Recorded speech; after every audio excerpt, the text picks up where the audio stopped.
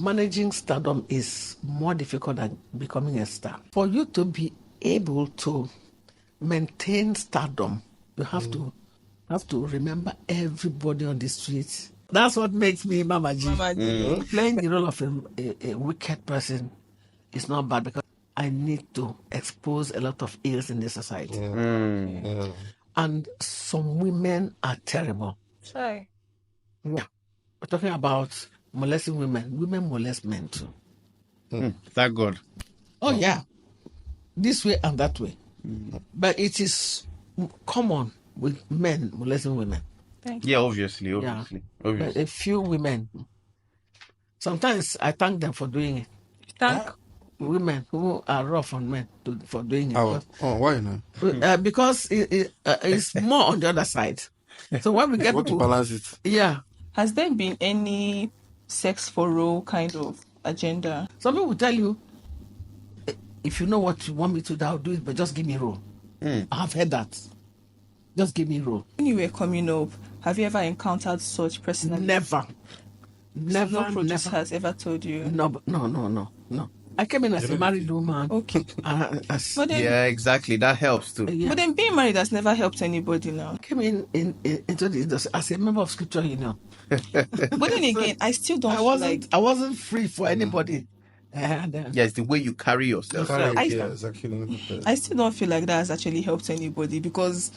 But somebody can even lie. Like the reason she didn't get a role is because I refused to sleep. I will never sleep. Okay, that's your own. Maybe somebody who wanted to sleep slept and then got the role, or somebody got who turned out to be better got the role. So I don't know. I can't judge anybody from hearsay. They said this one said I was not able to do this. Some people may not be able to make it, and they'll tell you it's because he or she refused to sleep, because men sleep too. It's not only the women. There's passion for what you're doing. There's talent that goes with passion. If there's passion and there's no talent, you work hard, but you won't achieve much. Yes. But when there's talent and there's passion, they go together pari passu. When I was actually small, I thought I was going to sing because I love singing. Wow. Yeah, I love singing. I love to be in the choir. Yeah. So I thought I was going to, but it turned out to be movie. So but then you did sing now for a while. You had an album. So yes, I did. National Moi Moi. Yes, your iconic song. That one took me around the whole of America. That single song, National Moi Moi. Some pastors were not even happy with me when I sang it. Producers now, do they share the YouTube monetization with the actors? I still battling with royalties. If your face runs on internet, it's the owner of that product that is getting it.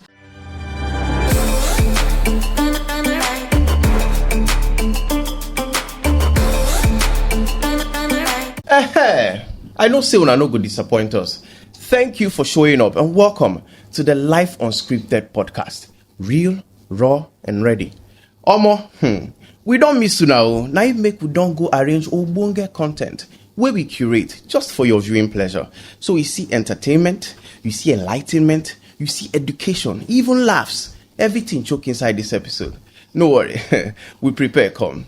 Anyways, I know that you all can't wait, so we're just going to go straight into introductions. And because I'm a gentleman, we're going to do ladies first. Hi, my loves. I'm Naz, also known as your favorite talkative. Hi, guys. My name is Simdi. And of course, I'm your favorite person. My name is Barra, B-A-R-R-A-H. And I can't wait to get this started. Well, the Nigerian movie industry, popularly known as Nollywood, has garnered a lot of acclaim for itself, so much so that it has become popular beyond the shores of the country, in the continent of Africa, and even globally.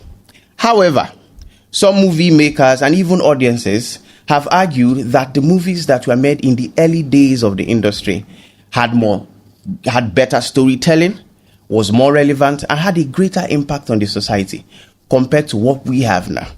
They say that the movies where them they do that time, say they sweet past the ones where they do now.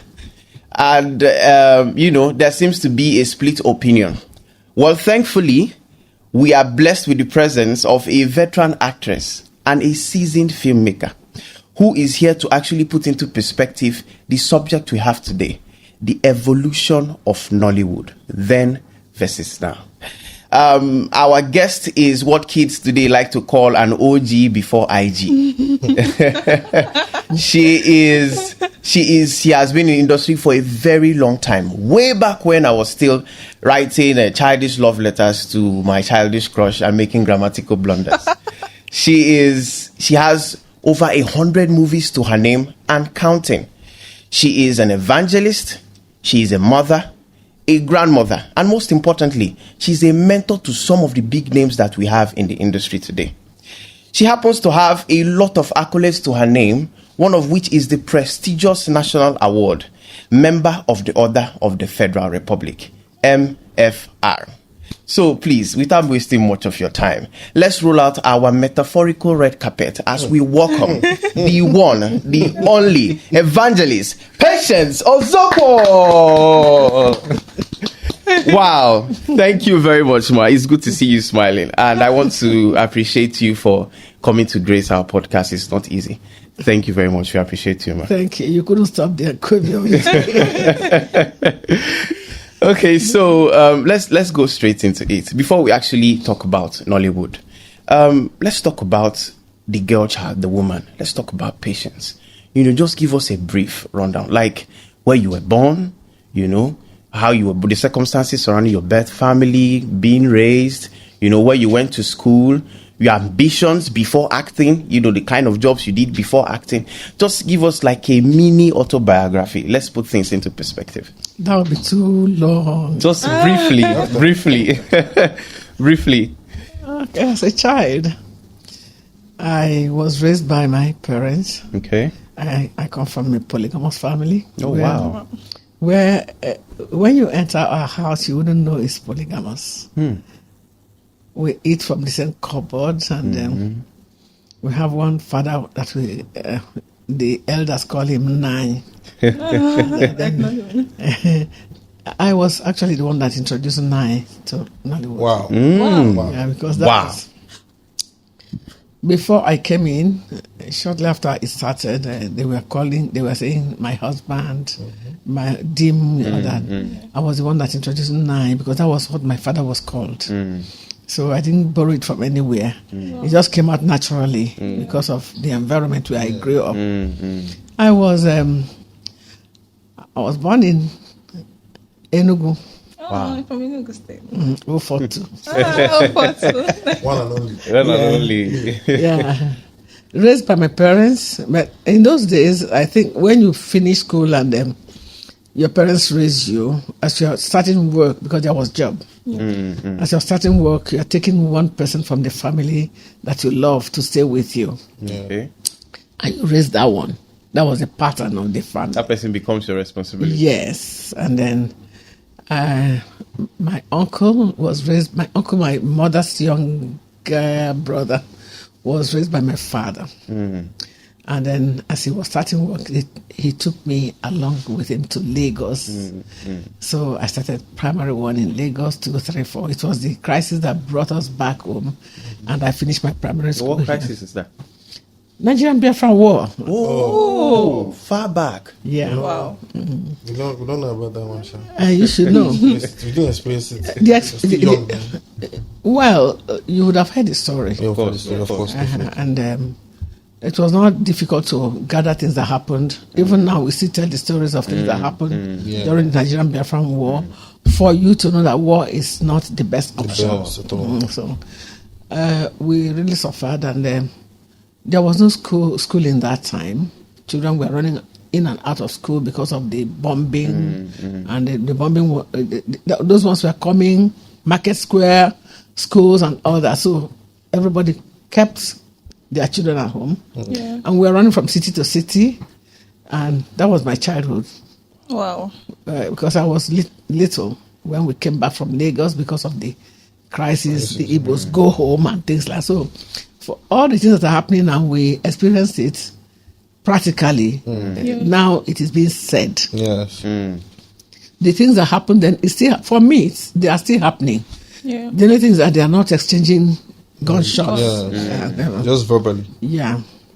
And then it affected our schooling, but God willing, we were able to come back, started little things, and after the war, we started school normally. Then all of us went straight into the secondary school and all that. And that was how we were raised, in the midst of chaos and things like that. So some of us got that strength now to live to help us. That's why when people are saying there's no food, we gather anything and eat it, and it doesn't kill us.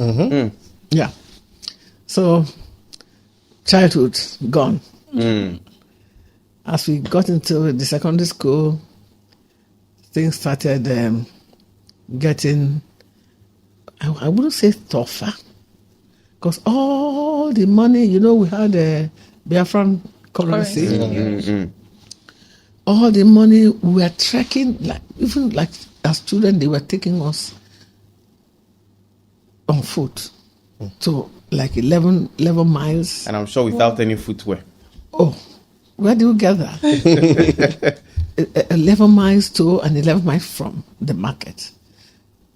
Our mothers were making anything to sell. Like when we run to a place, they look for the closest thing that they can use, and they look for the nearest market. It could be 10 miles, it could be 12, 15. Just to go sell it. And then they'll carry us along, because if you don't carry us along and the enemies come to strike, you may come back and meet an empty house. Yeah. Wow.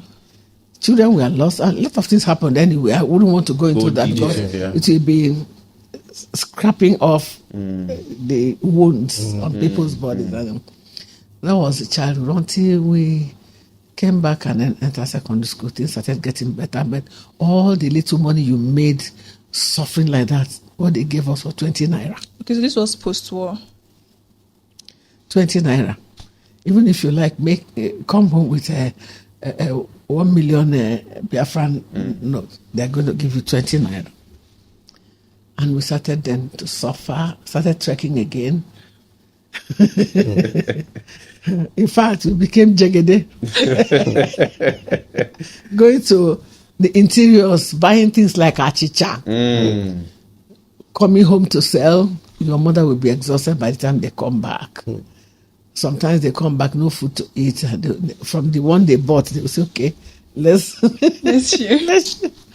Oh my goodness, I don't need to remember all those days. And well, that was my childhood. But before then, when I was in Lagos, it was better for me.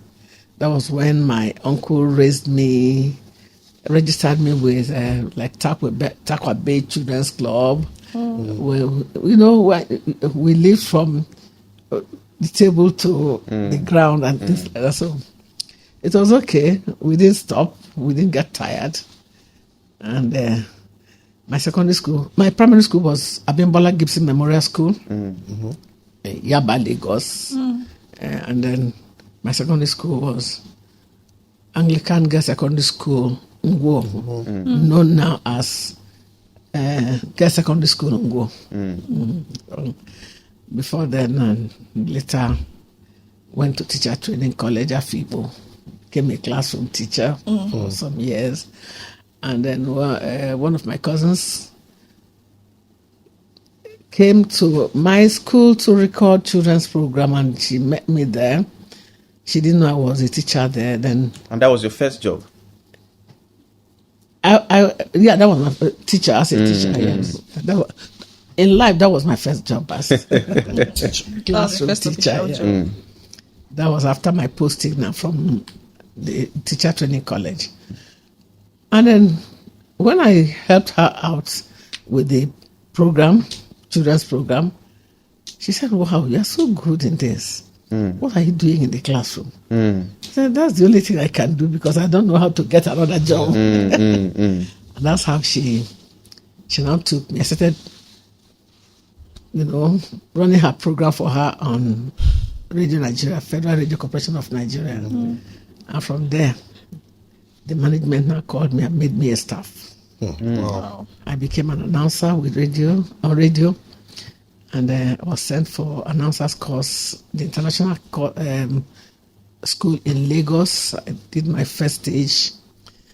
And I was the one that announced on Radio Nigeria Medium Wave Station here in Enugu at Ogwaji. Oh. Shortly after, Nigeria Factor, they shut down Medium Wave Station and laid us out. Wow. Without any conversation. Kompekini.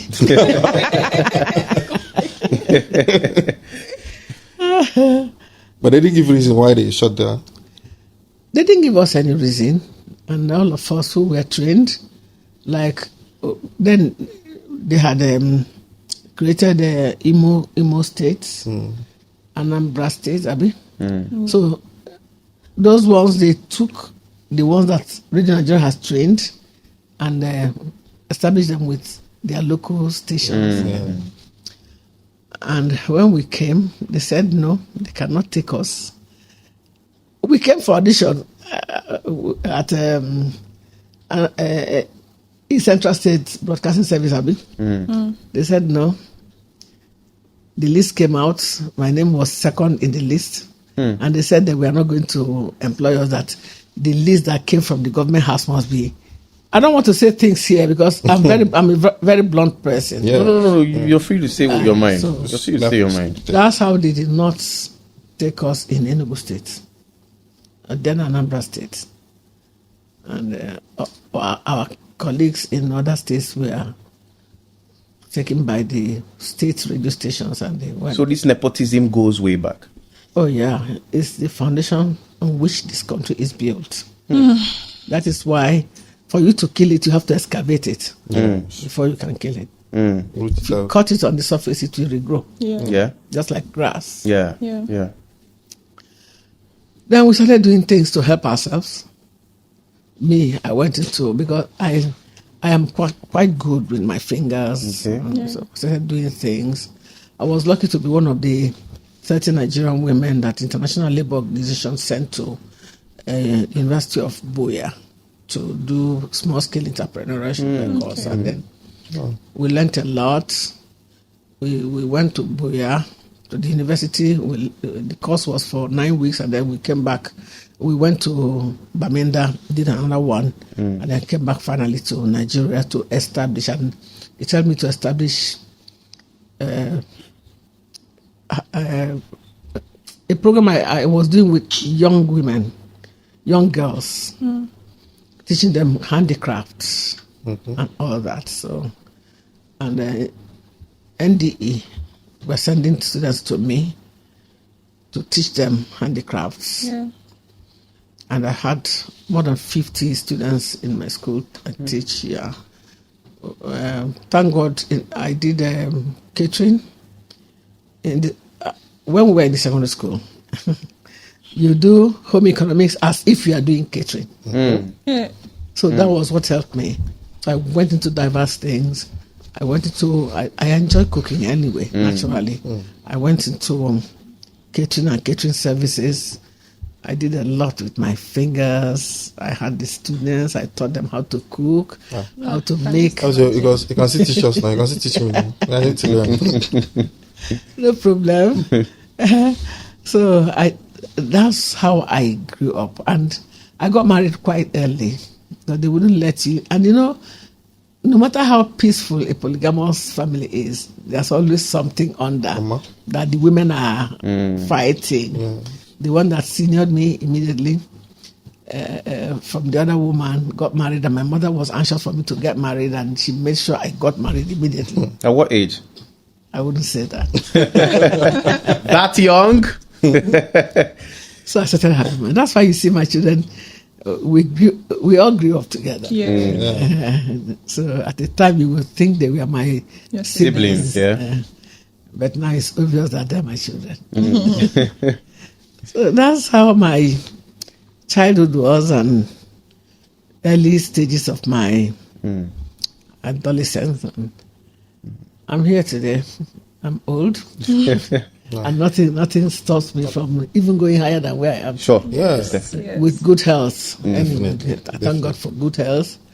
I'm just favored by God.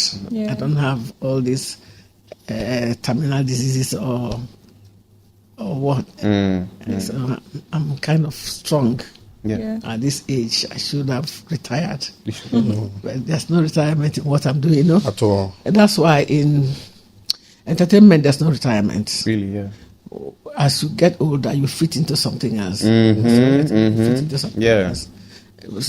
Like now, they don't need to make me up to become old. Yes. You already fit in. Yeah. Okay, so let's dive into Nollywood. I want you to just shed more light for us. Tell us about, your entry point into the industry, what year it was, and then highlight what your motivation was. Or did you go into it by error?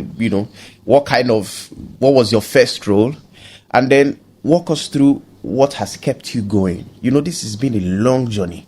You've been in that business for a long time and you're still going. So what was your motivation to get in, and what has kept you going so far in the industry? The Bible says that the path of a righteous man is directed by God himself. I dabbled into Nollywood. Okay. I was on radio, enjoying myself, doing radio dramas and all that. I never thought of going to the other side. So until the retrenchment came, and God willing, once one door closes, Another one. by himself, he opens another one for you. Unless you are not wise enough to see that there's a door that is open for you. Yeah. You cling to the old one, it's not opening. When hunger strikes you, I go open. You begin to realize that you can explore other things. So, you have talent. Yeah. So I love doing things with my fingers, like I said, man. This one too. It is difficult to act on radio because everything comes from your voice. And God had prepared me for this, I think, because when I was young, like I said, I was a member of the Takwabe Children's Club. We were doing short dramas there. Oh, okay. I can't even remember them. Our leaders would just do something and say, do. And then I was a member of Girls Guys. And we were doing short dramas too. And then when I got into secondary school, I had a wonderful English teacher who would want us to do a lot of things for school. She was very active. So she was always carrying us, those of us who were interested in all those things that could stage the children in the hall for some hours. And I was always coming out to do something, So it has always been in there. It has always been me, I hate to be where people are squeezing faces. I'll try to do something that will make them smile. So it helped me. I wasn't interested in joining the debating society or it was just the drama. And fortunately for me too, I've said this a number of times, I can't make the mistake. This woman was always taking us on things. She would write short dramas, we would act them for the school, and everybody would be happy. And we were lucky too. That was when Eastern Region, they were organizing what we call Festival of Arts and Culture for the schools in the state. So every school was zoned. We were just doing what it's now that we know what happened. So you scale through from the school, then you represent the school in the zone. And the zone will pick people, and then they will represent the zone in the next state. Yeah. And then the states, those who scale through to, will now present their own during the Festival of Arts and Culture, the grand finale. So I was always lucky. It's either I'm reciting poetry or I'm in the drama.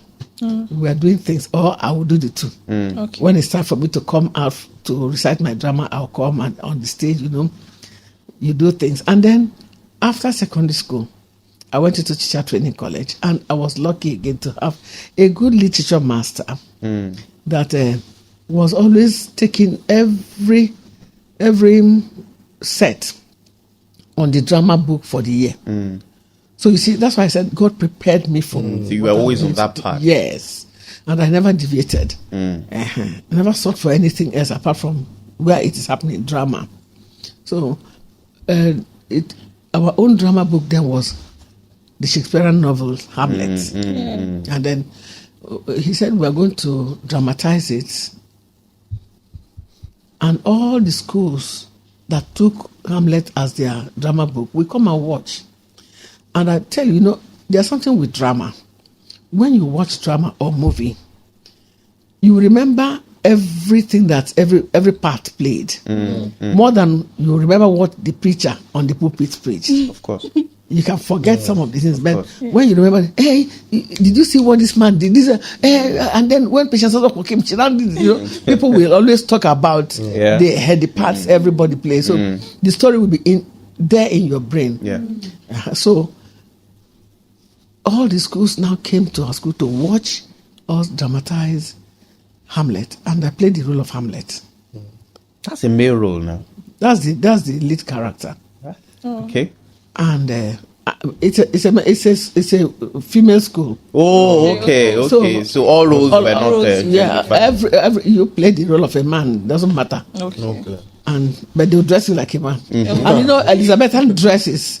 The women will just wear the gather, but the men will have their what do they call that? No matter what they wear, it was bogus, and then the robe. So that was what I wore. The other people that played the role of some schools were taking Shakespeare, but our own was Hamlet. So we did half of the book. By the time we finished, it was fantastic. Everybody was shouting, the full book, the full book. And the man said, okay, no problem. Give us like 2-3 weeks. We'll do it. And that was it. Second part of Hamlet was given to somebody else. So when I finished my part, I came down. The other person, when it was time for Hamlet to come out again, that person came and said, no, first Hamlet. So I think that God actually prepared me for what I'm doing. And after that, I was sorry for the lady. She was good, though. In fact, she was the best student in our set. They said they didn't want her. They said, okay, let her finish. After she finished, in fact, if it was me, I would have, I wouldn't have been able to, because she would have been demoralized. But at the end of it all, she came out fine. But they still said that I have to go and do it. And I crammed the whole book. And then it was not time. All the schools started asking us to come to their school. So our school made so much money from taking on. That was my major. This earned money, not for me, but for the school. I wouldn't even know how much they made, but the hall was always full to the brim. Even those days, the halls were very big. Students from different places will come and they will watch. So this happened in Afipo, all the way in Afipo. Now, I think Afipo is now in the Ebonyi State. But one day I was in a taxi in Enugu. Somebody sat beside me, and the person was just doing like this. Shortly after, I said, what is this man doing? And he said, please, are you Hamlet? So, for you to recognize somebody on stage, way back in Afipo, I was sure. I said, yes, I'm Hamlet. Started telling the story to people in the car. I became shy. At the long run, it was good, and I now noticed that stage is meant for me. And I picked up the mantle, and here I am. Just not leaving the stage anymore. When I was actually small, I thought I was going to sing, because I love singing. Wow. Yeah, I love singing. I love to be in the choir. So I thought I was going to, but it turned out to be movie. So but then you did sing now for a while. You had an album. So yes, I did. I did some Igbo songs, and then the National Moi Moi. Your iconic song. That one took me around the whole of America. That single song, National Moi Moi. But I'm no longer singing that. I'm singing Christian music. But there's nothing wrong with that song. It was just yabbing Nigerians. They all want, our leaders are not doing well. They should. It's more satirical. Then we too, we are not helping ourselves. I'll change the whole companies. They become brewery so that you can drink things like that. Yes. Some pastors were not even happy with me when I sang it, but when I told them that I was just trying to let them know that they don't need to wait for government at all times. Sometimes you do your own part. So they understood me. Okay. And then you have been the police. But did you get in trouble for that with the police? No. I didn't. When I meet them on the road, I tell them, share the national. I think they get the gist. Okay, so let's talk about managing personal life and a robust acting career. I don't think there's anybody who doesn't know Mama G. Do you understand? If you don't know Patience, you will know Mama G. You're a household name. Yeah. Do you understand? And that comes with a lot of engagement. Do you understand? Somebody wants you here at this time. You have a tight schedule. You're busy. There's no time you have any free time. So how do you manage that all these years? Seeing that you're somebody, you used to be somebody's wife, somebody's mother, somebody's family member. You have to be on call to answer your personal needs. And then you have to also be a popular figure. So how do you manage your career and personal life? It has not been easy, though. But being focused is one, and knowing what you want, and then maintaining it is another. I don't envy people who are over there.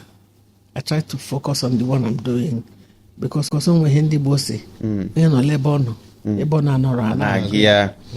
want to occupy my own space and do the little I can. Then if it's not what I'm doing now, outside, I have something else I'm doing. Managing stardom is more difficult than becoming a star. Okay. More difficult. Yeah. Because one, you have your fans to keep them happy. Secondly, you have to improve on yourself on a daily basis, and monotony kills interest. And you see the kind of roles they are giving me, wicked roles and things like that. So I have to find a way to make sure that this one does not look like this one. There's always a difference between this and that. And once they discover that you can do this, because playing a wicked role is not very easy.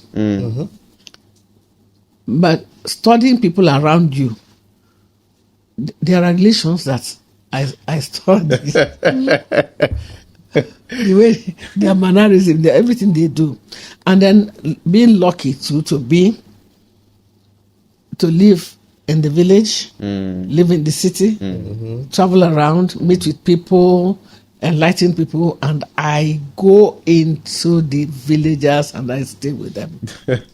Like yesterday, I just took out time, went into the village, stayed with them, see how they do things, how they receive visitors and things. So when I'm playing it, I do it right. Just interact with the people. Yeah, you cannot learn people just by staying far away from them. You have to be there. Come close and then interact with them. Sometimes I do oil. Palm oil? I do. Oh. I'm always in the kitchen cooking. The children will say, okay, so I will just sit down and be watching them. I talk with them. For you to be able to maintain stardom, you have to remember everybody on the street. Even the yesterday they carried me. When I went to pick one of my directors from the park. He wasted a lot of time before coming, and they discovered I was there. They were shouting, knocking at the windows. I will do like this, being friendly with them, not scolding, because everybody cannot manage their excitement the same way. Being able to know that this is some will jump on you, both of you will fall on the ground. You see, you just made me fall now. Sorry. We get up and we still hug. Don't push them away. Yes. And then you will be in the book of, and then Well, I think everybody has the right to criticize me from your angle, but I may not have an answer to you. I keep quiet. I don't need to reveal some of my secrets anyway. because that's what makes me Mama G. Mama G. But I love everybody.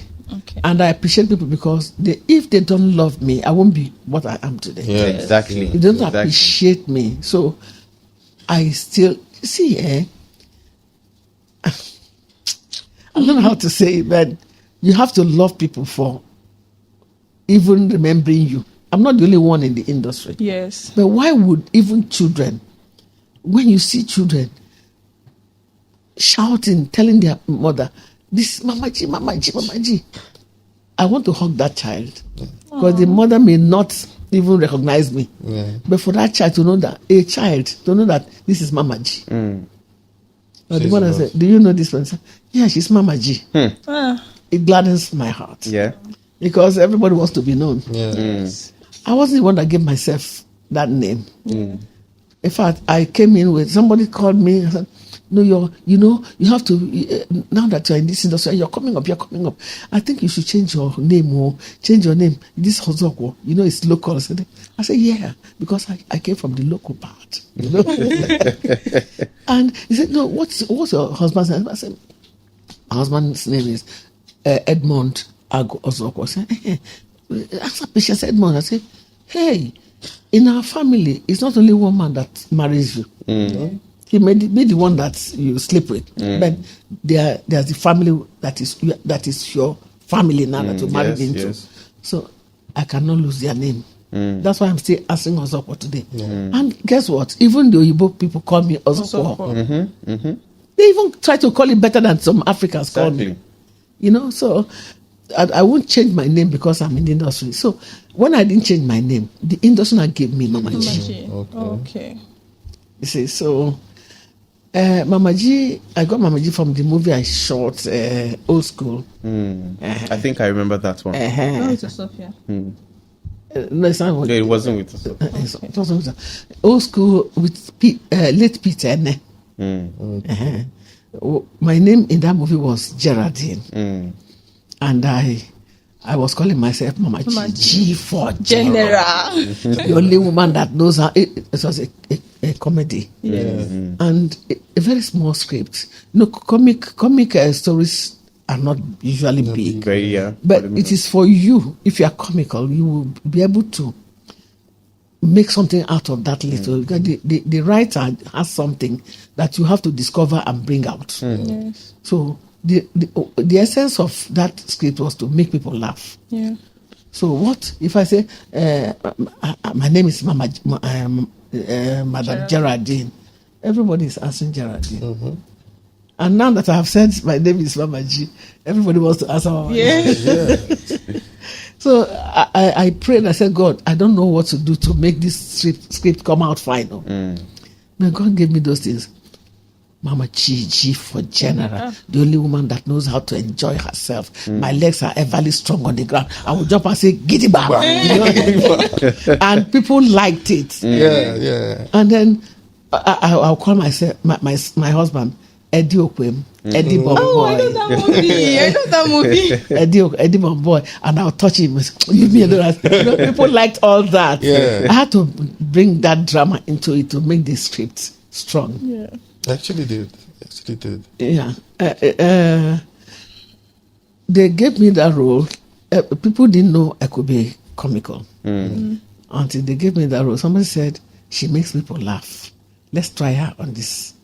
And then when they brought it, I killed it by God's grace. Yeah. That's it. So was that your first movie role? No, that was my first comedy. Okay, so what was your first movie role? Sins of the Father. Okay. And that movie, I played only 2 scenes with the legendary, what's her name? My senior. The name just flew out of my mind. Is she Igbo?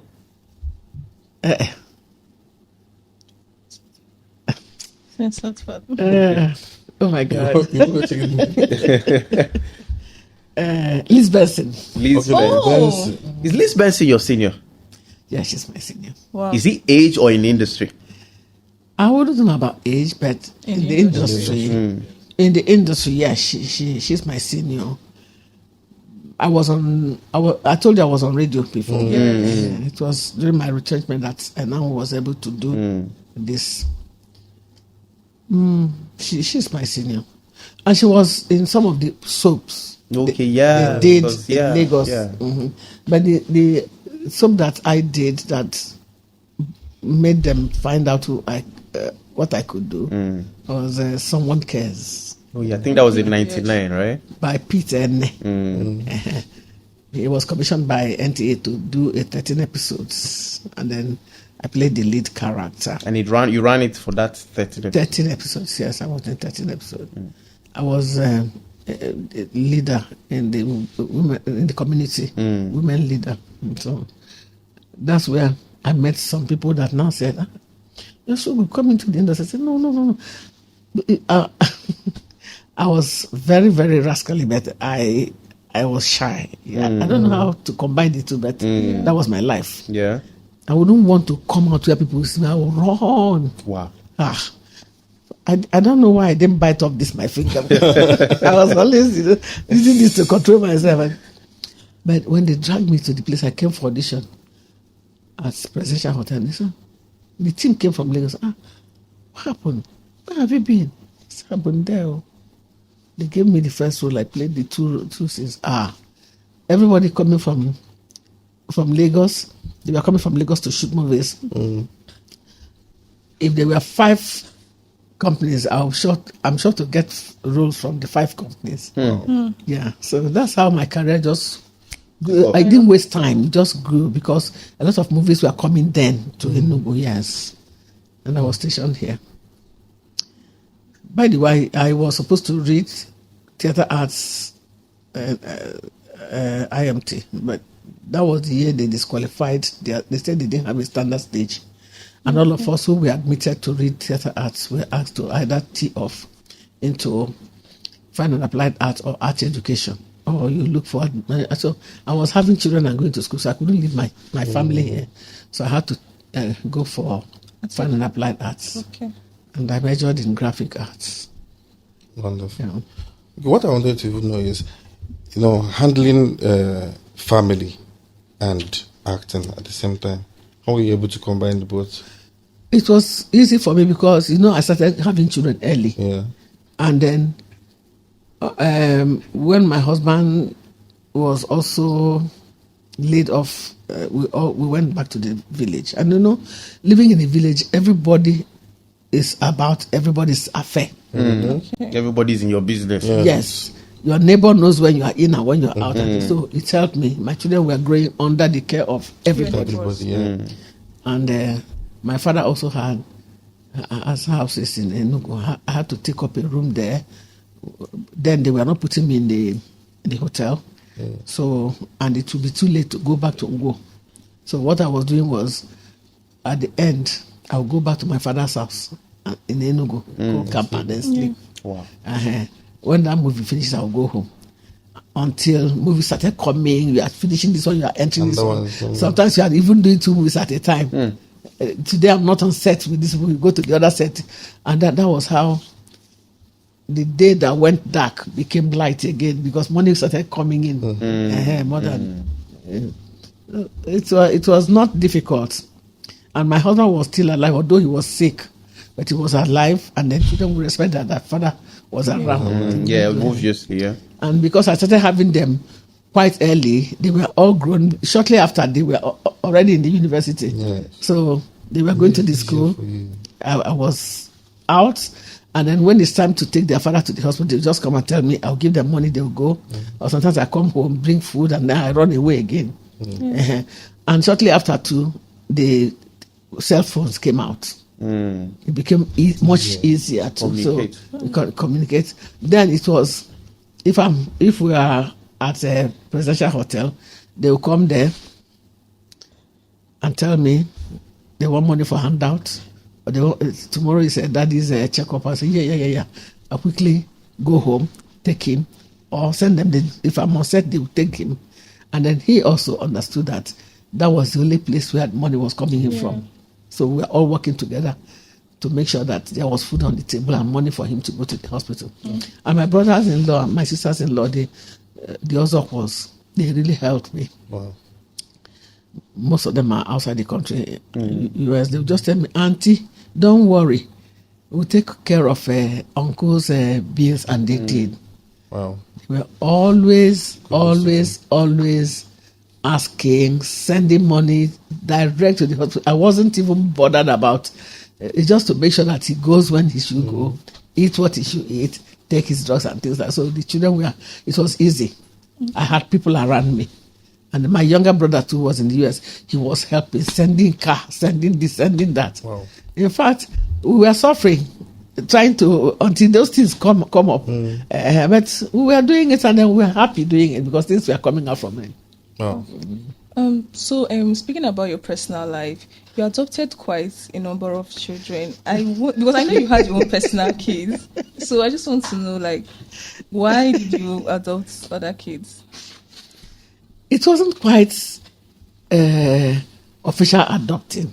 Okay. What I was doing was, children are excited when they see us. Yeah. So when we went into those villages to shoot, sometimes some of these miscreants amongst us will lure them, and they'll come back with us to the hotel. And I see them loitering about, and I try to scold them and send them back. Maybe sometimes before I find out any, they'll come and tell me this one is pregnant already. Miscreants, miscreants, are they actors, fellow actors, or people in the crew? No, the main actors don't have time, but all those crew members, especially the small ones. Young ones, So I will catch them and say, if you terminate this pregnancy, I'm going to call the police for you. Wow. So I'll make sure they come, stay.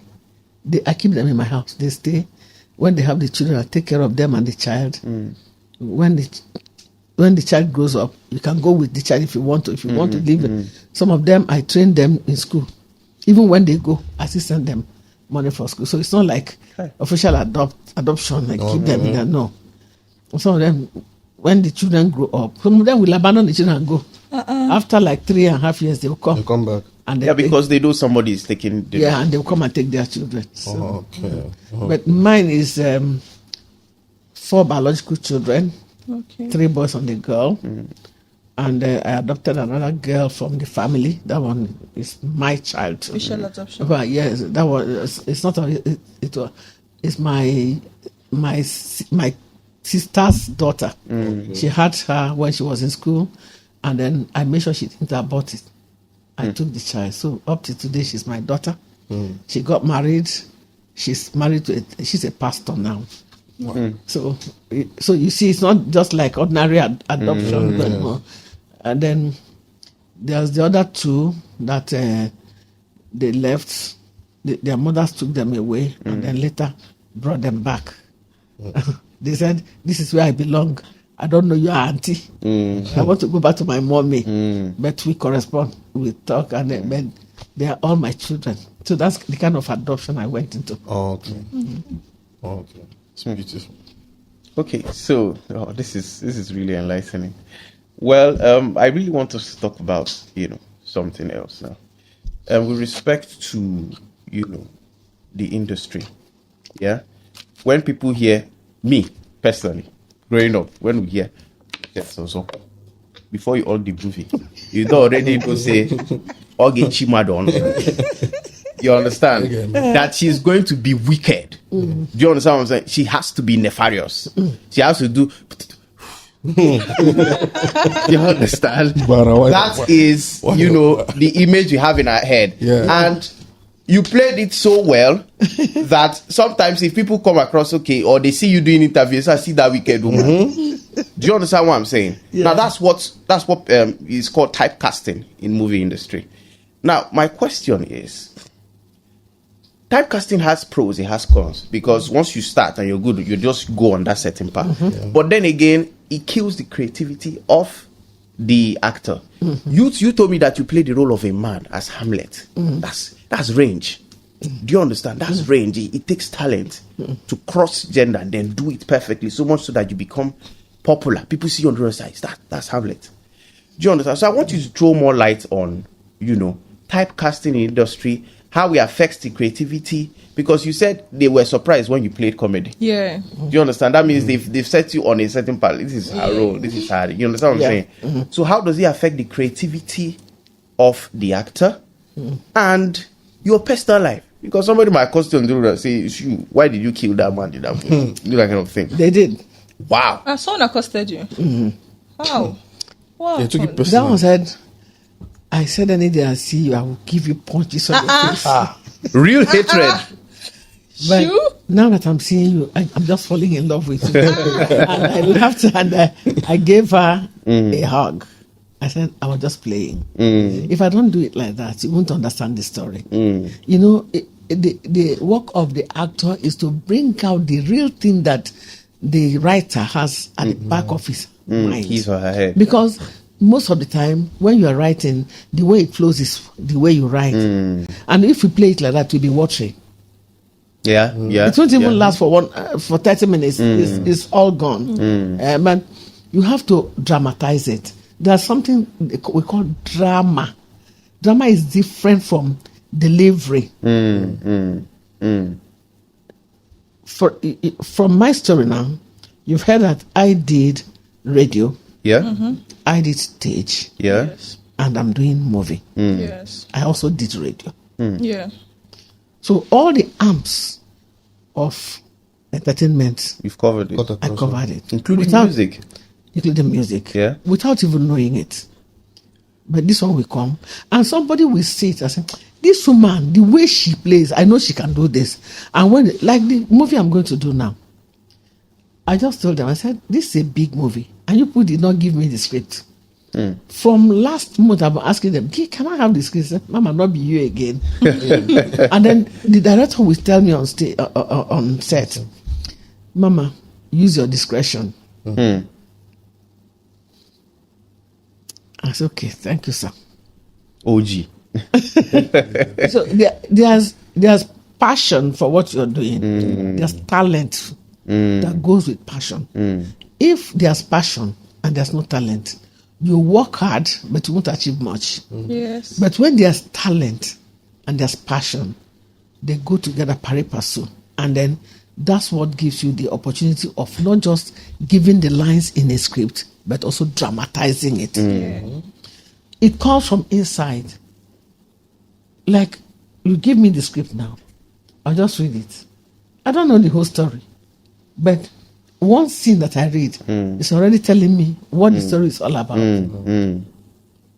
So, and it is now for you to do your best to make people who are watching want to watch it over and over again. Yes. And then make another person to say, I want that woman to come and do for me too. Because that's another money on in your pocket. You understand what I'm saying? So passion and talent, they work together. If you have the talent and you don't have passion for it, you will cut it on the surface. But when both of them come together, you go deeper and bring out the best out that no other person can give in that particular script, in that particular story. I don't know if I'm making sense. No. Spot on. So, I also think that all the things I did during my childhood also are contributing. And my environment also contributing. If I stay with you for like 1 week, I want to talk like you, walk like you, Okay. do the things that you do, You know how to imitate people. Yeah. Wow. That also helps. Yeah. Learn people around you. Don't be higher than everybody.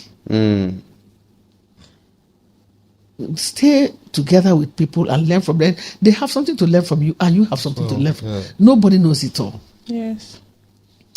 And then working with different directors, some will give you tough times. Some will say, "No, I don't want this." No, you argue it out. Director, this thing is not in the script, but let me. Like when there was a movie I shot, and then in that room, they said no ad lib. Yeah. I called the director. I said, then Mama G should not be here.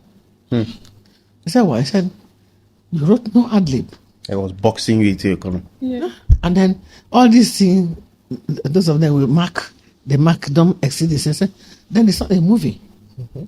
In a movie, the camera should look for me. That's what I was taught. The camera should look for me and get me. Even if it means you are doing 100 takes, but get me in my movement, not in my static position. Yes. So that's where some of them fail. And then if you are lucky, you are in the right hands. The directors will direct you right.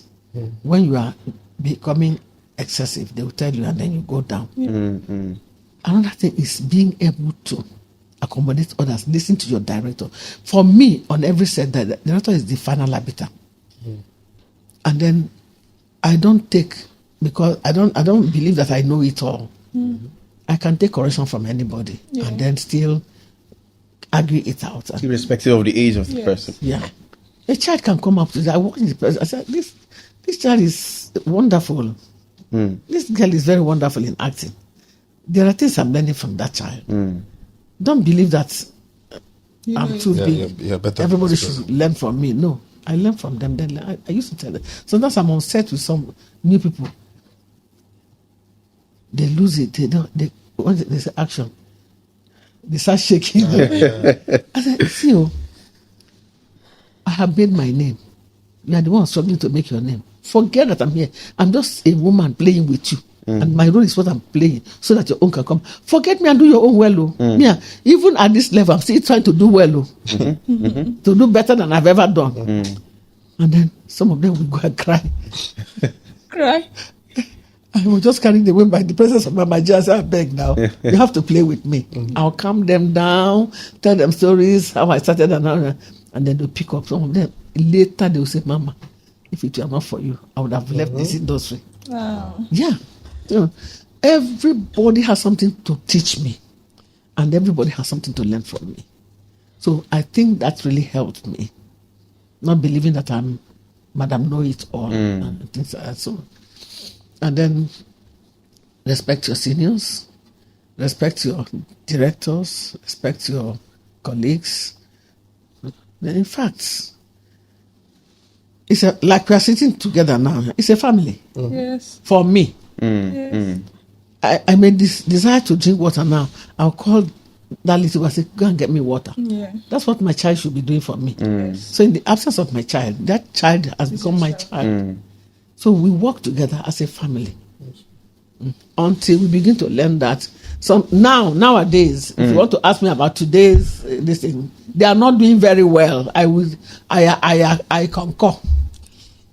Today's actors? Yeah. How so? How not so? Because they don't want to listen.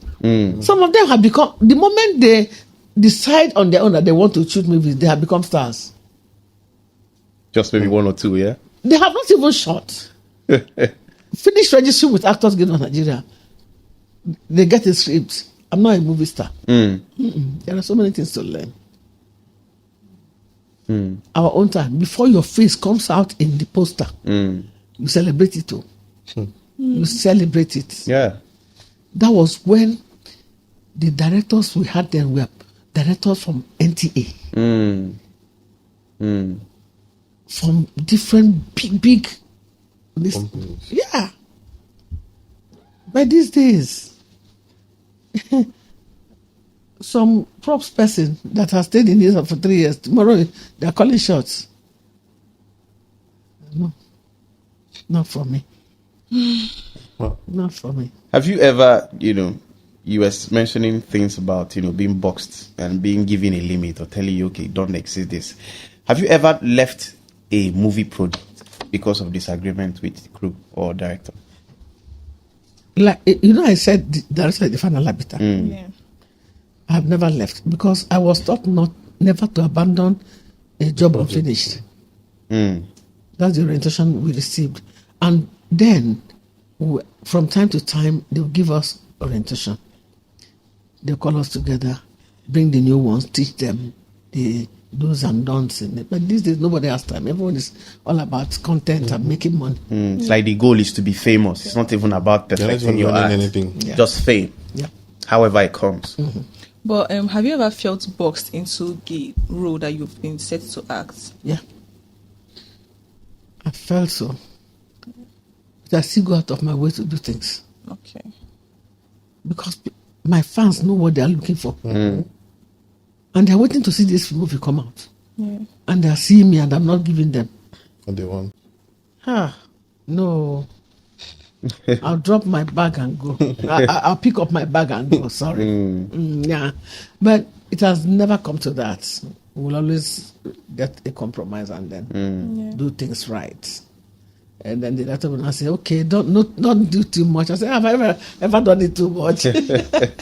I'm even talking about doing it enough. Okay. I wanted to ask, which movie in particular did you act and find out that you're actually good in playing this role of, Agwan? Say the word. I want to say wicked. Say it. Wicked. Which movie did you act that you said, okay, I'm actually good at this? I don't know. It's the producers that discovered it. But do you like playing such roles? There's nothing wrong with that. Okay. Because a lot of people run away from it. They can't. The thing is, that kind of role, you have to keep the tempo up from beginning to the end. Exactly. Otherwise, if it goes down, you are done for. I would even love to see people's reaction when they see you in person and find out that what they are seeing in television differs from what they are seeing in reality. That is the general notion now. Everybody knows it. Because it's like, for so many years, I have met with people, I have interacted with them.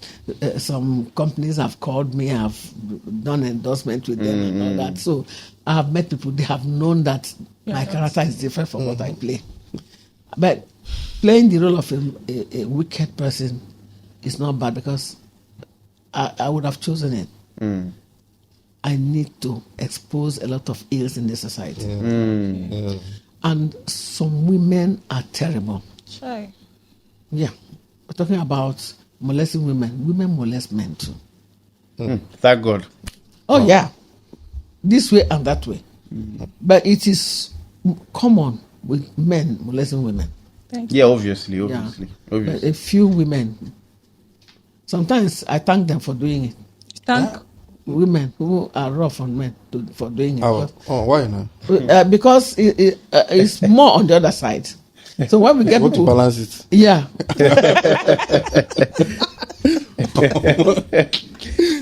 No.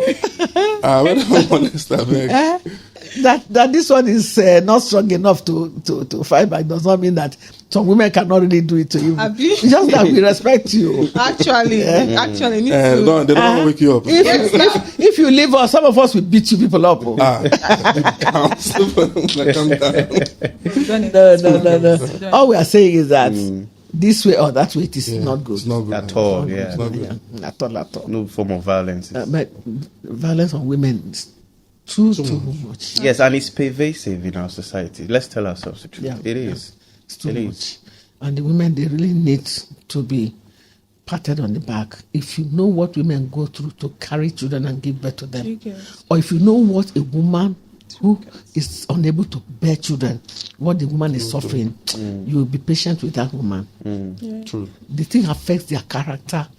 I used to tell them, if a woman does not get married, her system changes.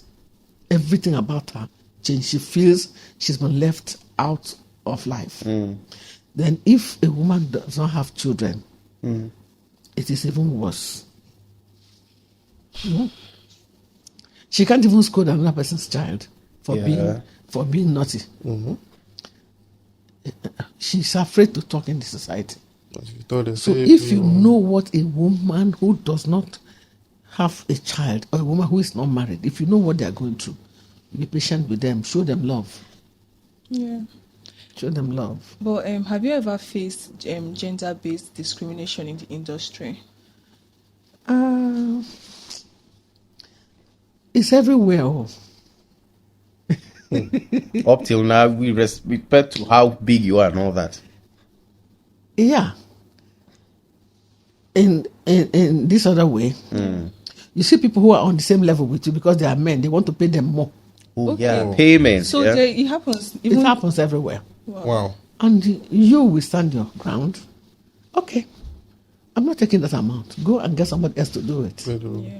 And they know it is you. And when they get somebody else to do it, it kills the story. So I don't want to know how much you pay him or her. So you have to pay me my money. Pay me this one. But you can't tell me that how do you expect me to pay you the much I paid? No, we're all resenting a seat. Abi? Yes. This job I'm doing now, Peter Duce is there. Okay. Wow. Sophia is there. I am there. KOK is there. Big 4. You understand? There's a lot of sacrifice. A lot of sacrifice, wisdom, and more. And where all of us, you can't bring a full pack of food and give to Peter Duce and give me a small one. You see what I'm saying? So we all So the solution is putting your foot down. Yeah. I don't care who you are. Your money is not my money. Yeah. Your account number is not my account number. So, and your play is not my play. Yeah. So what they now do is we have A-list actors. Yeah. B, A1, A2, A3, then B, B1, B2, B3, C, and then others. This is like an official classification. It is natural Okay. and it's official. Where do you fall into? I don't know. As well, Place me. yeah. Place me Wow, now. this is first I'm hearing, classes. Wow. Place me. So that is supposed to reflect on your pay, your classification. The attention they give to you. Okay. You know, you play, and it is what you, the viewers, what you feel about us is what propels them to pay us what they will pay us. You know, OG. Should pay you OG big. before IG. Like now, if I'm shooting in Nigeria, it's different. If I'm shooting abroad, it's different. Okay, let's talk about recognition now. Let's talk about recognition, accolade, so to say. Now, we want to highlight the integrity of awards and accolades in this country, both the ones that cover not just Nollywood movies, African movies generally, movies that have, Africans.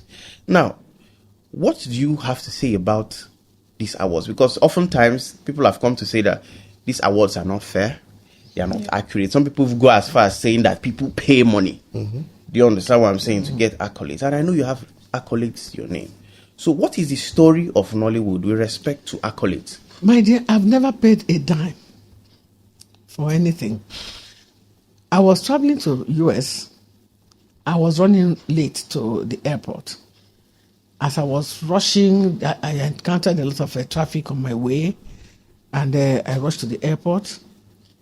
I was bringing things down from the car. People came to, once they see me, they start rushing to help me. And they are trying to make sure that it doesn't enter into wrong hands and things like that. Yeah. My phone rang. I nearly didn't pick that call. But I was answering the call and bringing my bags and things. And then it was one big person in the Igbo land.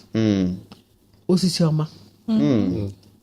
That's the title name. Osisioma, he the owner of Hadis Andromedas. And then he called and said, "Patience, congratulations. I said, "Thank you, sir." Oga, what? What happened? Said, "Go and buy the Guardian. Go to page this and number this and the list. That's where your name is. They just gave you MFR." I said, wow, just like MF. I said, "Yes." I stopped. And I picked up again. I said, "Oh, thank you, sir. No, I'm traveling. I'm going to America. Okay, buy the magazine." I said, "Thank you, sir." As soon as I checked in, I went to the store, bought it, checked. My name and Osita Iheme. Both of us, they gave us the same year. I mean, who nominated me, I don't know. How we came out. So when people say they pay money, I don't know.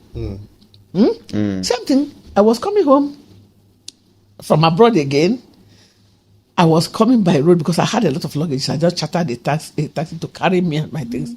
We were coming home on the road. It wasn't like it is today when people are scared to travel by road. My phone rang. One name, why? Congratulations. What again? They said, out of all the people that have done something tangible in Nigeria, Centenary Award, are one of the awards. I said, what? 100 years of Nigeria amalgamation, and I'm one of them. How did my name get? I said, I don't know. I just saw your name in the list. I bought paper. I saw it, and I went to collect that one. I don't want at least I was there to collect it by myself. So all these things I collected. I don't know. Okay, what about the ones I collected in America? Mayor of Miami 1 and 2, I collected. New York. I can't count them. There are so many. The mayor of New York also gave me a proclamation. Mayor of Miami, mayor of this one, mayor, all in America. People have, if I see them, I don't even know who they are. So if people are paying to collect, I don't know. I've heard something like that. I said, okay, now, since I'm collecting my own without paying, let them be paying and collecting. It doesn't make any sense to me.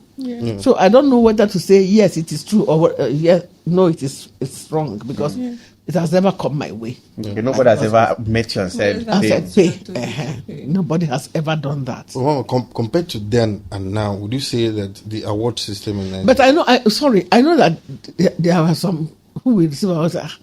How did this one come? Like this award should have gone to somebody like this, especially in the industry. About in the other areas of life, I don't know.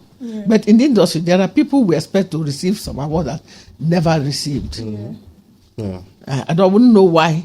They didn't. And then the person that we receive it now, this person is not as good as this one now.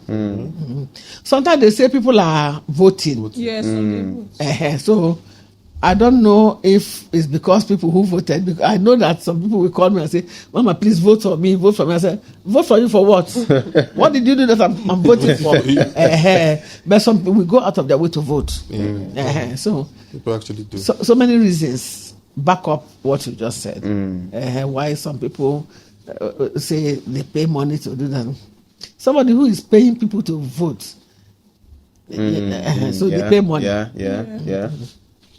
So if I have money, I can buy credit for you, like 10,000 naira. 10,000 naira, give people, vote for me. But doesn't that defeat the purpose of the award? It does, but why people accept that is what I don't know. Why people even think about that, I don't know. The voting. Why people will say vote.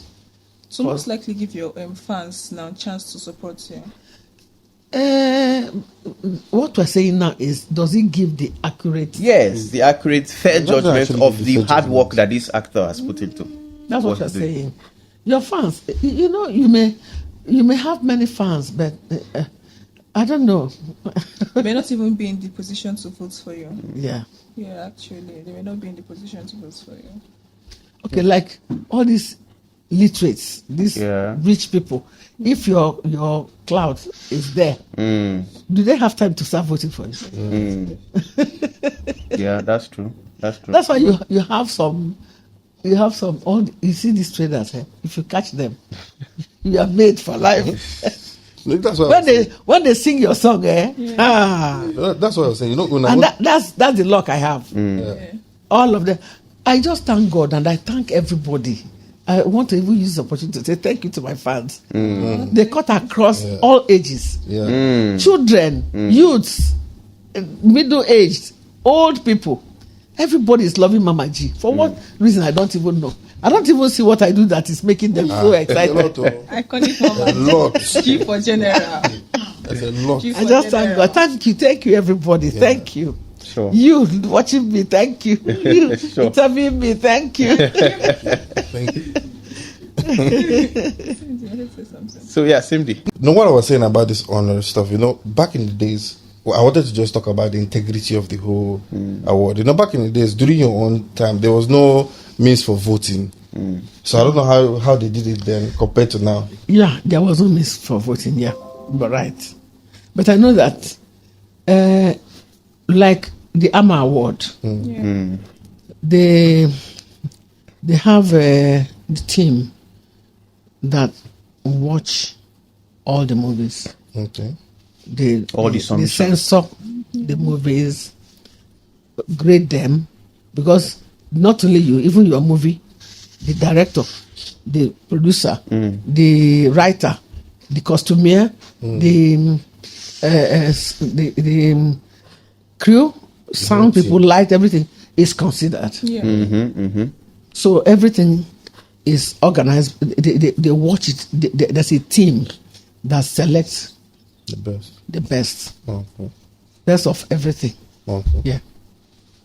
Okay, so let's talk about the business side, because movies are a business. What we the fans see is the entertainment. We want to be entertained, but there has to be gratification for people who put in the hard work, like yourself and the movie makers. Now, before those days when we were kids, we used to hear 1 stroke 3 pound road, abba, or stroke 3 pound road, abba. Okay. Yes. Alaba, so basically it was marketers who were in charge of, really marketing, doing the business, paying and all that. Yeah. But now there seems to be like a paradigm shift. Now people are venturing into YouTube, Prime, Netflix, is now monetized streaming. So you have been through it. You experienced the one before, you experienced what we have now. Although we still have some, on-site marketing that still goes on. So, in your opinion, do you understand? What are the pros and cons? Which is better, both for the movie maker and yourself, the actor? Which is better with respect to getting your value of what you put in? Yeah, it's good for you to say which is better, because all of them are good Okay. in their own perspective. Like the marketers, the only thing that matters to them is that you have fans that will watch the movie, so they are ready to, even if they don't buy, they rent that when it was renting. Part 1 and 2. So the number of some buy and put in their house. But when African Magic now came, we are not gradually the thing left the hands of the marketers, but those people really suffered. Okay. Their money was at stake. Nobody was. If you do it and nobody buys, your money goes. Some of them went and borrowed money from banks and from people, and they shot movies, and people didn't buy, and they lost, causing a lot of trouble and things like that. So, and that's how you are graded.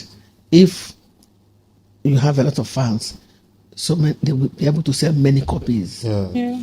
So those were the time of £1 Road, Opaiweka, Alaba Market. And, so these were the marketers.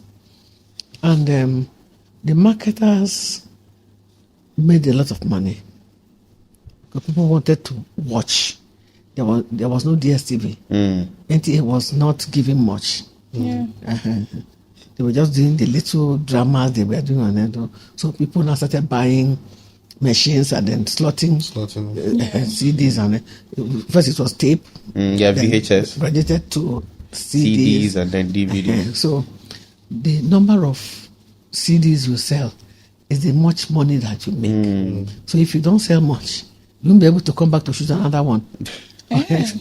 Where will you get the money from? Because from the sale of the CDs is where you make the money. And the process was long. You do this, you go for editing, and you put it in plates. You go and buy, whether it's nearer, they call them, buy the place, do this and all that. It was long and painstaking. But eventually, the DSTV came, African Magic came, and then they started selling to African Magic. They will sell in the market.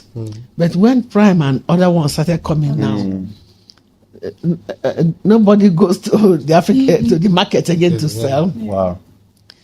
So those ones gradually phased out. They still shoot, like you said. Like the Asaba movies. How many people will come to buy? That's why YouTube came up and then it's flourishing. Okay, YouTube movies now. YouTube came and then even children now can shoot something and send on YouTube and they make money. You see, so all those periods they made sense in their own way. But we are graduating. And if you watch the movies now, for you to be able to sell to African Magic, the pictures must be good. Exactly. Yes. And now for you to sell to Prime or Netflix, higher quality. You see, so the grade with which, but one thing is that viewers don't even care. But you see those elites, the rich one, how many times do they watch movies? You see, except you are in a flight. If I'm in a flight traveling, most of the time I want to sleep. Yeah. Rest for you. And rest. Except if I wake up, then I can watch movie and doze off again. But the main people that watch this movie, they are those ones that. So if you bank on the Netflix and fine. Well, if it's good to go to the cinemas, yes, they can go to the cinemas on a free day. Take friends or family to the cinema, pay, and then they make their money. They make their money through the cinemas. So it has not been easy, but I thank God for YouTube too. YouTube has really helped a lot of people. Those who didn't have job, you can see that a lot of people are doing content now. No matter how cheap, no matter how poor, no matter how they just use your iPhone, do something and send. It's selling. I'm telling you.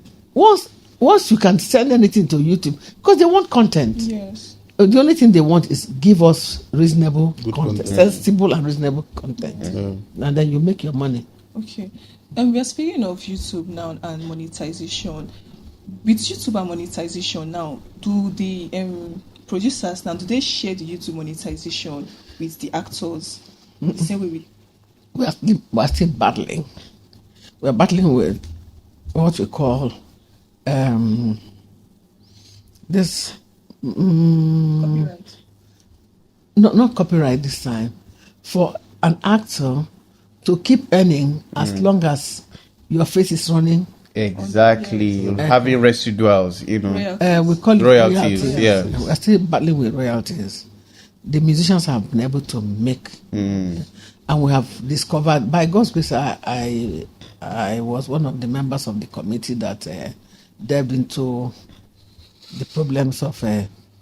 We discovered that was one, and why are we not getting royalties? Yeah. You know what we answer is Actors Guild of Nigeria. So we discovered that as a guild, we cannot fight it. But we can make out something as a union. We wanted to join the Ratau, Radio and Television Workers. Those people, I think they are still working on that. Until we're able to get involved with such group, then we cannot get royalties signed by government for us. So what we are getting now is whatever you are paid, that's all. If your face runs on internet, is the owner of that product that is getting it. Wow. So you just get paid and move on. Views. It doesn't concern, except you are the one that owns the movie. Itself. They don't come back to pay us again. And that's what we are fighting now. Wow. But then those movie makers will argue that if the movie flops, they bear liabilities. Do you understand? They might tell you if it flops, they'll bear liability, and they've paid you off already. They don't need to pay us off. It should be you share liability and you share profit. I mean, that's what it should be. If the movie is not making it, then you are not giving me anything. But if the movie is, we're saying that if the movie is making it, let even a dime drop for us. So that is why you see some of us, when they fall sick, they become hungry immediately because they might have finished spending the money you paid them. Yes. Because you are not paid monthly, you are paid per movie you shoot. The movie you shoot. So it's not healthy for us.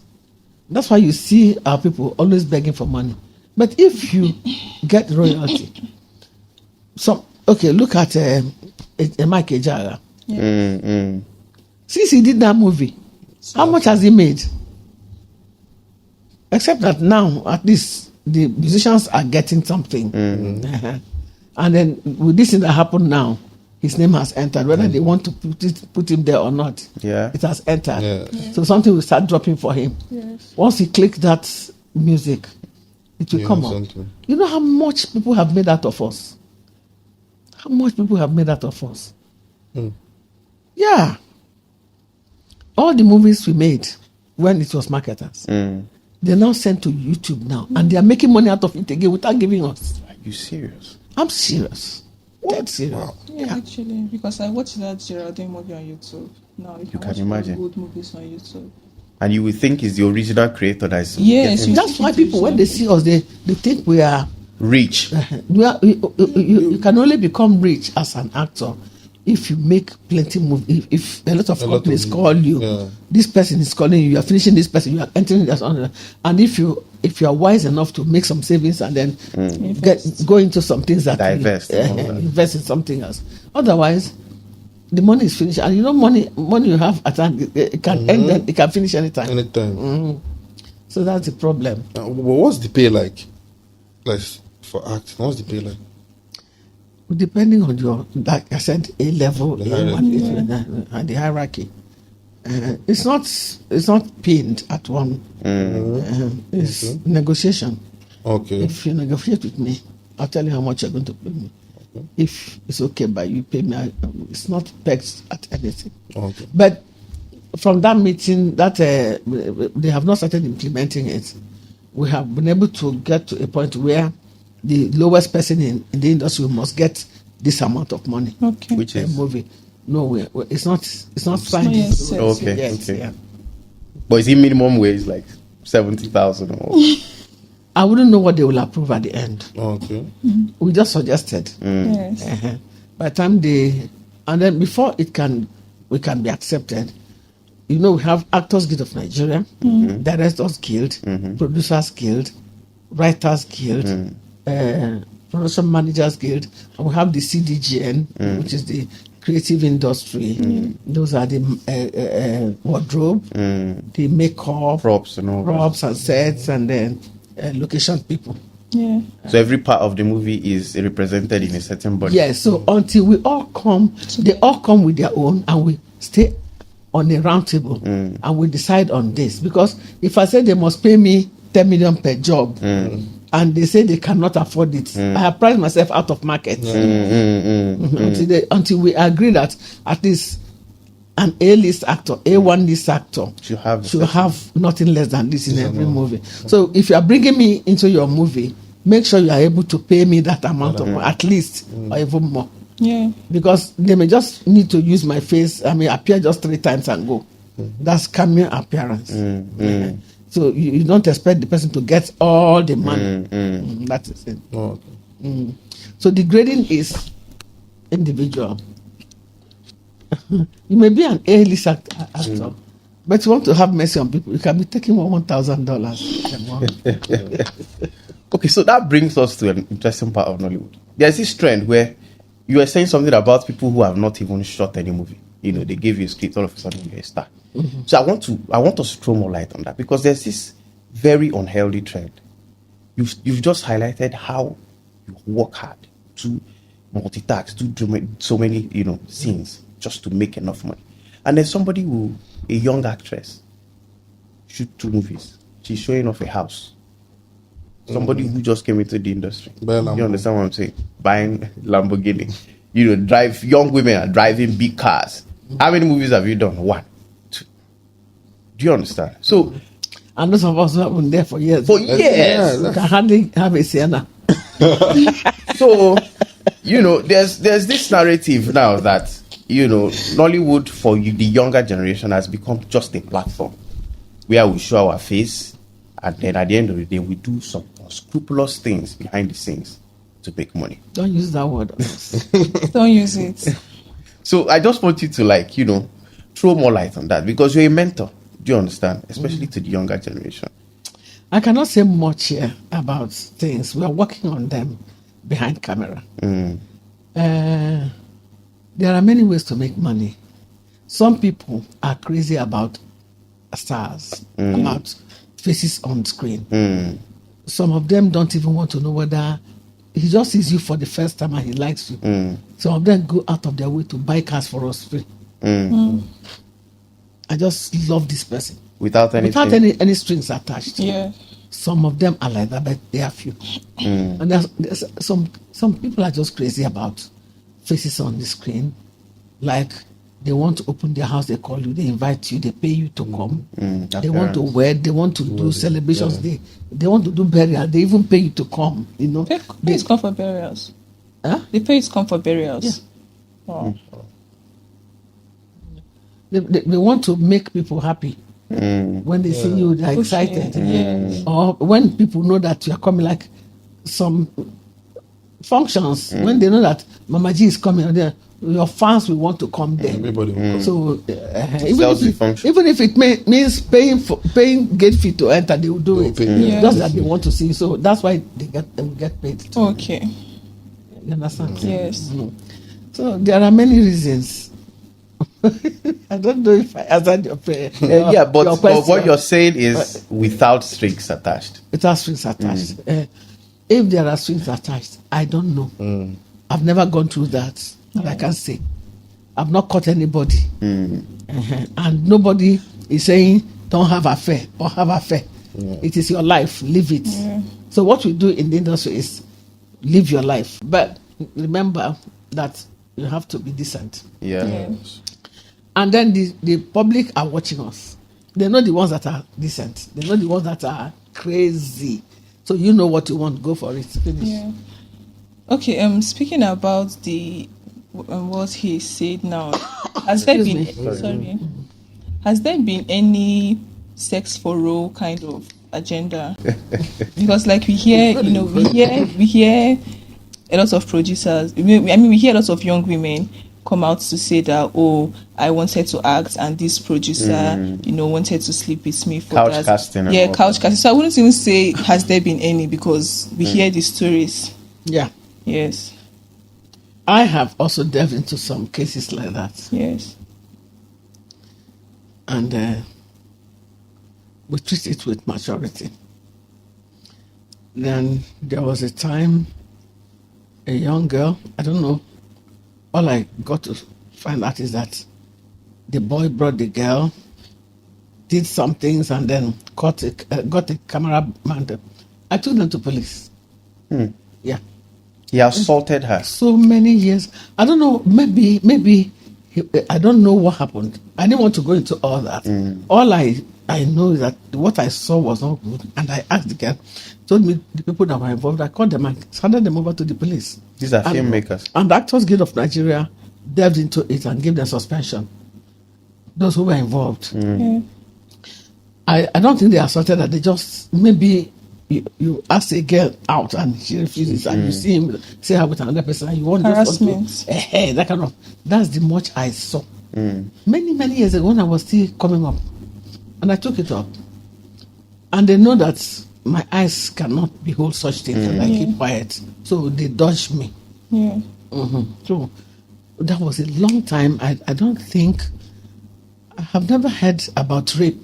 I've never heard about rape. I've never heard about forcing somebody. If you want to compromise, you are free. It's your body. Yeah, some people want to compromise. Some people will tell you, if you know what you want me to do, I'll do it, but just give me role. I have heard that. Just give me role. But when you were coming up, have you ever encountered such personally? Never. No producer has ever told you? No. I came in as a married woman. Okay. But then, yeah, exactly. That helps too. But then being married has never helped anybody now. It has never. But it depends on how you keep yourself anyway. If I came into the industry as a member of Scripture Union. But then again, I still don't I wasn't free for anybody. It's the way you carry yourself. I still don't feel like that has actually helped anybody, because I heard some people say that they refused to give her because I didn't go to ask the other person, is it true? But somebody can even lie Like the reason she didn't get a role is because I refused to sleep. I will never sleep. Okay, that's your own. Maybe somebody who wanted to sleep slept and then got the role, or somebody got the who turned out to be better got the role. So I don't know. I can't judge anybody from hearsay. They said this one said I was not able to do. Some people may not be able to make it, and they'll tell you it's because he or she refused to sleep, because men sleep too. It's not only the women. So what's the position of people like you who have been in the industry? What's the position of is this something you're trying to combat? People, filmmakers who take advantage of actors, for roles. Is it something you are trying to combat at this stage in the industry? Trying to combat you can't combat anything except it comes to light. You discover something is happening, you can delve into it and say no, we don't want that. But I know that the present national president will not want to hear something like that. If anything, like Mecca ruler, if he hears that, you are in trouble. So, and we have all the states, we have chairman. We also have zonal assistant national president, assistant to national president. We have zonals for different zones. Then we have state chairman for all the states. So there are people you can report such cases to, and they'll handle it. And if there's anyone that is so glaring, it would have come out to light. But from hearsay, this one said this one said that. I don't believe in all that, because nobody has ever done that to me. I was young when I entered the industry to an extent, but although I was having children, but people can still approach you as a married woman. And even when my husband died, people would have been coming to approach me. But the way you keep yourself, you make anybody begin to desire something from them. If they desire, say, no, I don't go into that. Yes. If you don't want to give me a role, you take it and go away. But if you prove yourself that you are very good, and based on what you're saying now, there's sometimes you be in a hotel room and then something comes up, African Magic Epic, and you're seeing the lead actress, poor potential, poor acting, poor delivery, and she's the lead. And the only thing you notice is, okay, she has a pretty face, but she has a nice body. Do you understand what I'm saying? And then look at the journey you took, coming from talent, from being somebody in secondary school, primary school, you've been acting. And then all of a sudden is like, you have mediocres, subpar acting. Some people discover that, I can even tell you that you want to come into the industry, the only way you can grow fast is you sponsoring your own movie. So if you sponsor your own movie, you take the role you want. You understand? Okay. Then you give the instruction to the person that is doing the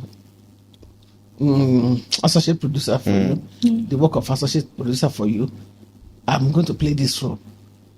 That's why you see some directors even playing in a movie. So it's just either to cut down on cost, or it is my movie, I must play this role. I have seen some occasions where director will say, Madam or Oga, you are not playing this role well. Let me give you another role and let another person play the lead. If you refuse, he will drop the script and move. You look for another director. Those ones happen a lot, but they happen behind camera. You don't know. But if a director wants food on his table, he will say, "Okay, bring it." If you want to bring, not be of him. If you say fine, if you not say fine, and how you want them. Okay. Wow. Because he who pays the piper. Detects the obviously. So I want to appeal to the evangelist in you now. There's this narrative in Nollywood with respect to untimely deaths, right? And in fact, pastors are having a field day, prophets, apostles. Beginning of the year, you hear things like, Nollywood, be careful. I'm seeing a dark force. Death. Do you understand what I'm saying? It's becoming reoccurring. Every new year, there's a prophecy, and it seems like it's happening. Do you understand? Now, is there a spiritual undertone to it with respect to, okay, there is an omen here that is making people die untimely? Or is it just poor welfare? Or is it both of them? Well, one thing is this. Apart from the youths that are dying, most elderly people retired already from work and joined us. Okay. So they're not that young anymore. You understand When what I'm they saying? enter into the By the time they enter into the industry, they did not enter as young people. Yeah. So I'm not saying that people die because they are old. I'm saying that they are closer to the end of their lifespan. Yeah. yes.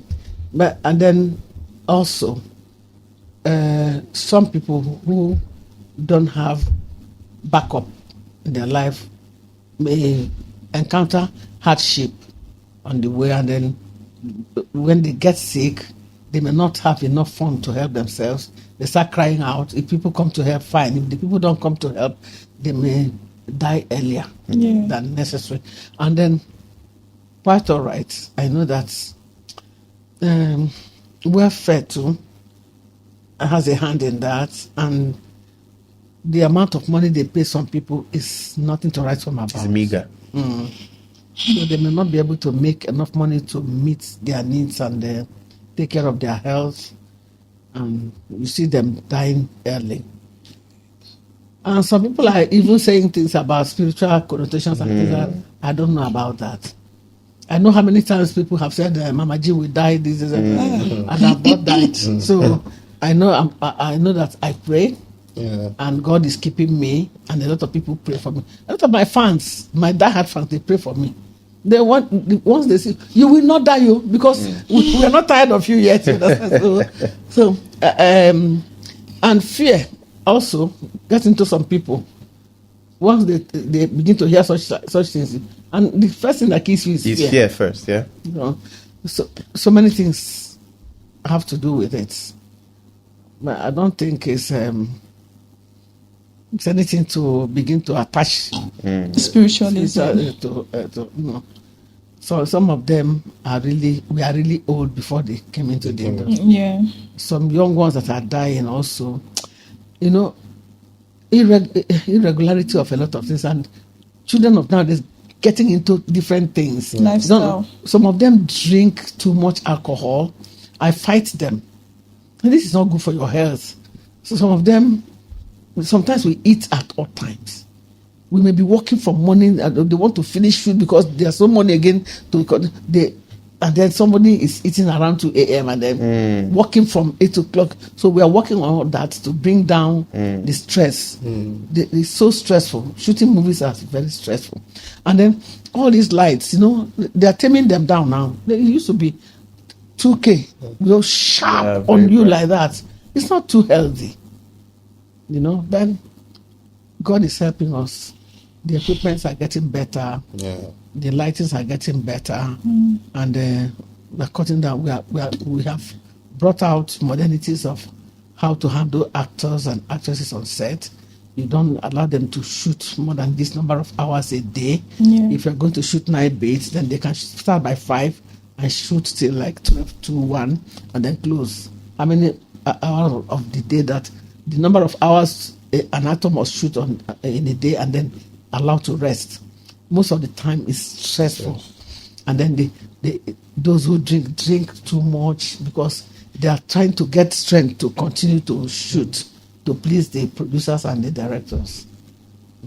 And another thing is, it's not only actors, it's just because we are known.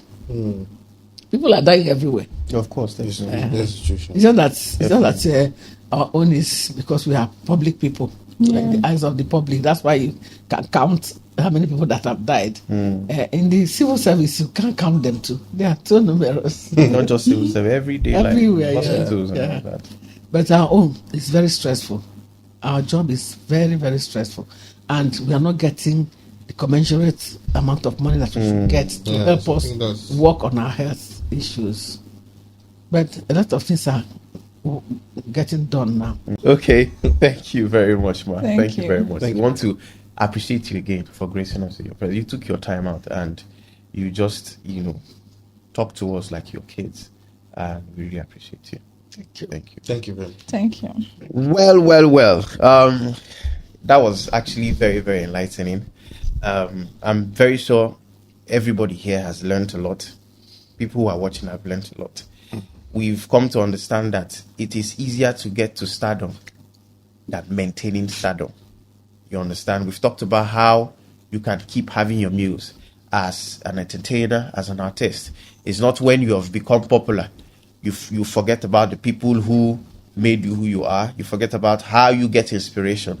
You still need to be incorporated into the community. Still need to, get down to the grassroots and get involved. We've talked about a lot of things. Consistency, your ability to actually put your foot down with respect to decency as a woman and as a man. How you carry yourself in the industry, how people perceive you, because it's how people perceive you that they're going to treat you. There are a lot of takeaways.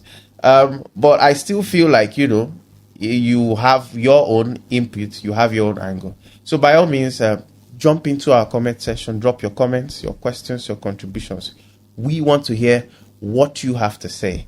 And if you've not subscribed to our channel up till now, and you watched up to this point, haba, because hit that subscribe button and remember to turn on your notifications so that you'll be the first to know when we have new content. And most importantly, we did social media. We did Facebook, we did Twitter, we did Instagram, TikTok, anyone who you want. We did there. Life.Unscripted pod. Like and follow our page, and don't forget to comment and share. That way you keep staying updated with our content. Well, sadly, we've come to the end of this. We had Mama G in the house. G for general. G for general. Well, we've come to the end of this. That's our time. But we're definitely looking forward to the next time when we see you. But until then, adios. Bye, my loves. Bye-bye.